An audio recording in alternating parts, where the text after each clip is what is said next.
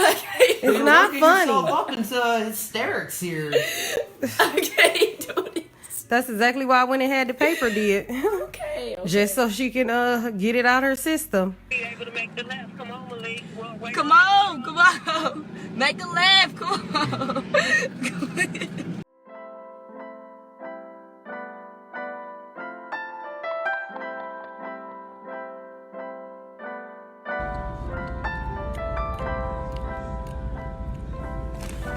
Ugh.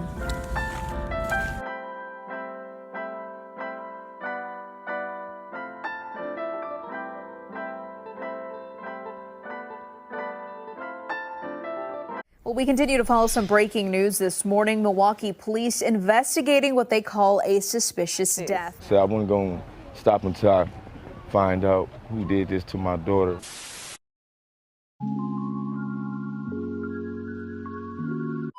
"20-year-old Kanaya Brunson was a joyful and kind young woman with a smile that could light up any room. She recently turned 20 in June and was excited about her future. She had aspirations of becoming an orthodontist or a vet, later learning she was good at making others look good, so she enrolled in beauty school. She also had a passion for helping others and had just signed up for certified nursing assistant classes. Everything was going as planned until one day she vanished. Kanaya was reported missing by her family on September 24th after she failed to return home and they were unable to get in contact with her. Witnesses stated that she was last thought to be seen near condominiums the day she went missing. Her abandoned vehicle was later located on the east side of King Drive in Milwaukee. On September 30th, a week after Kanaya was reported missing, the body of a woman was located near Keefe and North Palmer Street. Milwaukee police investigating what they call a suspicious death. Now, it happened around 10:40 at Palmer and Keefe in the Harambe neighborhood. The medical examiner confirms one person is dead. The victim was identified as 20-year-old Kanaya Brunson. A medical examiner determined she had been shot and her body set on fire. Her vehicle was located roughly a mile away from where her body was located. Initially, police had no leads in the case and pleaded along with the family for the public's help. The news of her death shook her family and friends to the core. Days after her shocking murder, many of them came together for a balloon release in her memory at McGovern Park.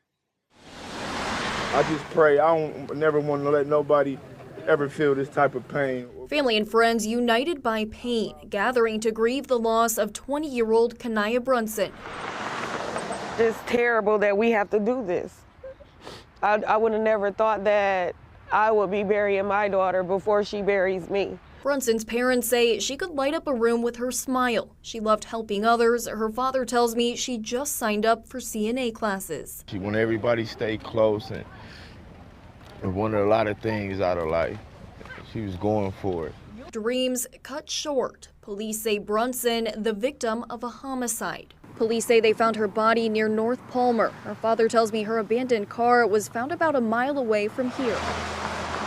Here, where police made the discovery. A week later, all that remains flowers left by a stranger to Brunson. It's just terrible that someone could go through that, and then to know that they probably went through it by themselves and not had me or her brother or my husband or anyone that she knew that could be there, you know, at a time like this. So I wasn't going to stop until I find out who did this to my daughter. 1 month after her senseless murder, Milwaukee police would crack the case wide open. 2 men face charges, but the criminal complaint points to lies others told. And for that, Kanaya's mother is pushing forward with the charges. She actually taught me how to put on eyelashes and do my eyebrows. This is Brunson leaving home the morning of September 24th, texting her mom a smiley. I wasn't even there 30 minutes and they called and told me her car was found. And I knew then, at that point, like, something happened to her. The day of the murder, police say Brunson met up with a married man she'd been seeing, Sultan Sharif. Strangely, he'd reached out to Brunson's mom a week earlier. He goes on to say, I want to be done messing with your daughter, but she's reaching out to my wife. September 24th, a friend of Sharif's called 911 after he says he saw Sharif on top of the victim in Sharif's car and that the female stated, "He cut my throat." She was screaming and pleading for help. Police didn't locate the two then, but hours later were called to an alley near Keefe and Palmer where Brunson had been tied, shot, and then set on fire. She was everything to me. She was everything, and this is the most hurtful feeling. Police interviewed a number of people, including Sharif's wife, who claimed he'd been with her the night of the murder, which the complaint says was debunked through video evidence. And they think that they're going to be out here and live their normal life after they, helped with this. Sharif's brother-in-law, Johnny Allen Hopgood, is charged as an accomplice. It's still hard to believe that she's not, here with us. Bond for Sultan Sharif is set at $500,000, and bond for Johnny Allen Hopgood is set for $50,000. Both men are due back in court next week.